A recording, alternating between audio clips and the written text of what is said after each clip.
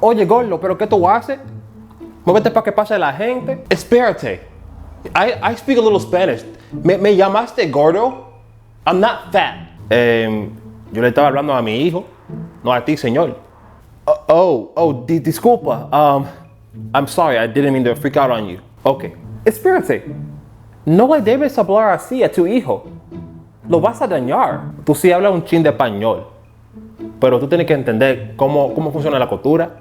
Es mi hijo. Yo le digo gordo, no porque es gordo. Es porque yo lo amo. No le estoy haciendo ningún daño, pero ¿tú sabes qué? ¿What? No me hable. Tú sabes que yo tengo un amigo que lo puede explicar perfectamente.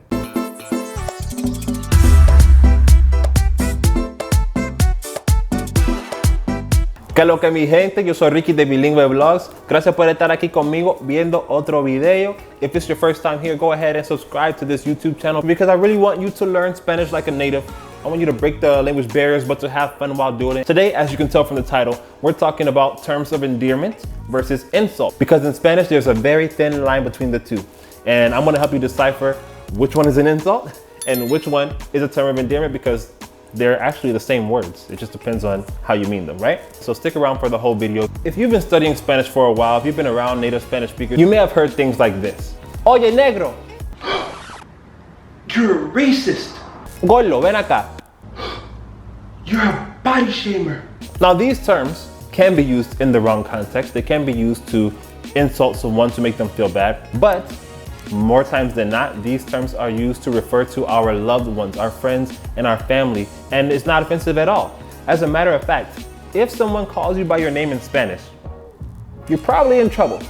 Rico Antonio Rodríguez de los Santos, ya te dije que limpiara la cocina. See? See what I mean? That sounds crazy, right? As opposed to something like, Gordo, ven acá para limpiar la cocina. It's like I'm telling you for the first time. I'm not upset with you, not mad. It's just a little nickname that I've given you. And that's how terms of endearment work in Spanish. These terms of endearment are said with a lot of love behind them. But how do we know what to call someone? Well, for me, I use two rules. The first rule is to go with what everybody else is calling that person. If you see somebody who's really skinny and their friends and family call them gordo, call them gordo.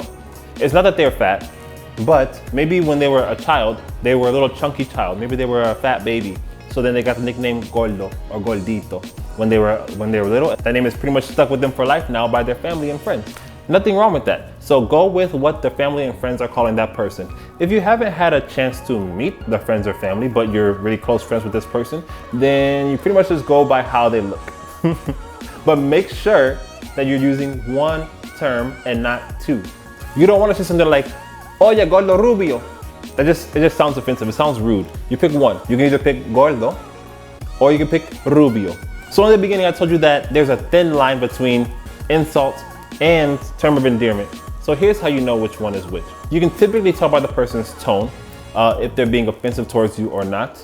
Also, if there is a word like maldito or pinche or del diablo before or after the word, then they're pretty much meaning that to be offensive. So that's how we're gonna decipher if somebody is insulting us or not. Most of the time this does not happen, but it can happen because some people are just ignorant and they want to insult. So for example, ese maldito chino, like that's not good to say. Ese pinche negro allí, not good to say. Esa gordita del diablo, not good to say, okay? So we don't want to add these terms, but I tell you, I don't like to use bad language on this channel, but I'm telling you these things so that you're aware, so that you can understand when people are, mistreating you and when they're just using a term of endearment. That's that, but now it's time to give you a full list of terms of endearment. If I missed anything in this list, anything that you're called or anything that you call someone else as a term of endearment, please write those down in the comments. So when we have significant others, we can call them, simple things like mi amor, mi cariño, mi tesoro, papi, mami, things like that, etc. But there is another side to it as well, where I've even seen a lot of old couples. This has nothing to do with colors. It can be a white couple, a black couple, a tan couple, but they will call each other Negrito or Negrita. I remember watching one time a reality show where the Latino guy was trying to explain to the love interest, she was black, that Negrita was not a bad term, and she went crazy. Rico, he wants to give me a little pet name. I'm gonna call you mi Negrita. My Negrita means my little black girl. My beautiful black girl. I don't like that. She went crazy because she thought that he was calling her a little N-word when he wasn't. He was just saying Negrita, which is like, you know, my love. It just really means my love. It's a very special term of endearment that we have in Spanish. Negrito, Negrita, it doesn't matter if you're white, black, yellow, whatever. If you're talking about your significant other to someone else, you can say mi viejo, mi vieja. You can even call them sometimes viejo, vieja, and that just means old. But we understand it as like, you know, my love, dear, honey. If you know more, go ahead and comment those down below. Because I can't think of any more off the top of my head right now. So that's what we have for significant others. Now let's say that we have friends, our guy friends, right? So guy friends, we can call each other any type of variation of hermano, whether that's herma, whether that's mano, manito, manin, you know, any type of variation of hermano. We can say amigo también or amiguito, you know, things like that. We have compadre, or in Mexico they say compa, and the Caribbean they say compay. You can call another guy papi. It's not in a sexualized way. You just call him papi like Puerto Ricans do all the time. And my Spanish and Dominican Spanish will say primo or loco. I know in Honduras they say maje. In Mexico they also say carnal or pariente. So there's a lot of regular ways to say bro in Spanish. But remember, there's a thin line between insults and term of endearment. So there are some names that could seem insulting. They could seem insulting, and I wouldn't use these with people who are not your friend. So we have boludo. Boludo is in Argentina. There are other terms that are kind of like homosexual slurs if said in a mean context, but if not said in the mean context, you're talking to your bro, to your best friend, then you can say this. This is like in Ecuador and Venezuela and Colombia. They will say either maricón, marica, marico. Either of those three. I forgot which ones go to which country. You can research it yourself. Venezuela is marica. Venezuela is marica. And in Colombia is marico. So I guess Ecuador maybe maricón. Maybe, I don't know. But it's just like bro. It's just how we get along in Spanish, guys. It's just how we get along. I know it sounds really crazy, it sounds really rude, but it's not really meant to offend anyone. That's just how we talk in Spanish. Even in Puerto Rico, they have cabrón. Cabrón. Cabrón is again, a bad term if you're not saying it to friends or family. Cabrón is just like bro, it's like dude in the good sense. So like I said, it all depends on context. In other countries, they may say huevón, huevón, and that's just like bro or dude as well. So you gotta use wisdom when you're using these terms. You gotta know your relationship with the person, because if you don't have a good relationship with that person, they may be offended by it. They may be like, why are you calling me this? For girls, if you're a girl and you're speaking with your girlfriend, you have simple terms like hermana, comadre, amiga, amiguita. A lot of girls, the really girly girls would be like amiguis, mi amiguis. I don't know, that's just how girls talk, you know? But they do have other terms of endearment too. They also can use marica or huevona. They can use boluda, cabrona. All these different things that we have for our male friends, women can use them for their women friends as well. Some of them even call themselves perra. They call each other perra, and it's just like sis. It's not a bad term when used entre amigas, okay? I know it's hard to understand. It's hard to understand. It even sounds harsh for me to say right now because I don't use bad language, but you guys gotta know. So this is all educational. It's all for educational purposes here, right? So the other terms will be with parents. Parents are usually called viejo, vieja también. But we have general terms too. So remember before how I told you that in Spanish, you can be referred to by how you look. So that's simple. If you're black or brown, they may call you negro or negra. Don't get offended by it. It's just a term of endearment. It's not saying like, oh, you're black and it's a bad thing. No, it's just negro. Oh yeah, negro, ¿cómo estás? Like, simple. So yeah, negro, negra, negrito, negrita. You have that one.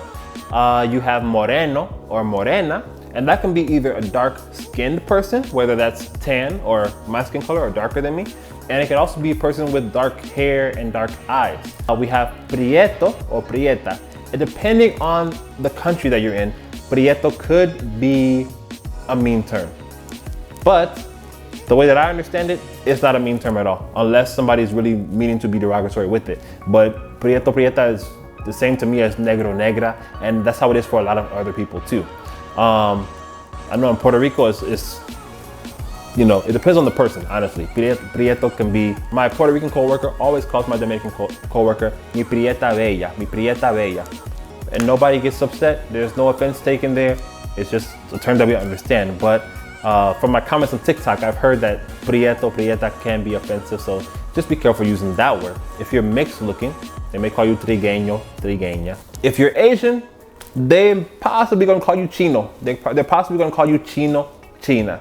That's just how it goes. It's not meant to be offensive. It's just how people talk in Spanish. I'm sorry, mira, I don't make the language, okay? I'm just relaying the message to you guys. If you're white or really light skinned, they may call you huero, huero.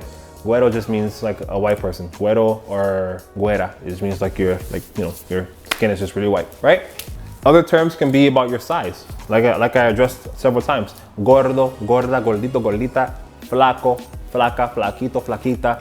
You know, those are just size. They give you names that were given at childhood and stuck with the person their whole life. Somebody may call you that.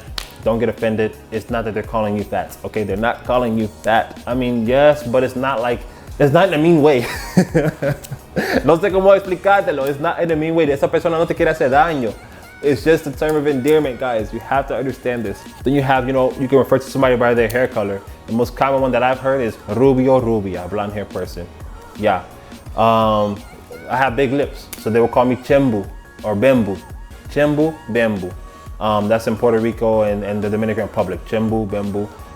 That's just how it is. It doesn't bother me at all. Like, it's just an observation. But like I said, pick one trait. You don't want to be like, oh, mira ese negro bembu ahí. That sounds offensive. Don't do it. Don't do it. No. Mira ese bembu or mira ese negro. Yeah. So that's my video. This is the long version of my TikTok video talking about this. Hopefully you guys have a better understanding of how terms of endearment work in Spanish. Así es mi gente, así que no se enojen, no se ofendan. Y yeah.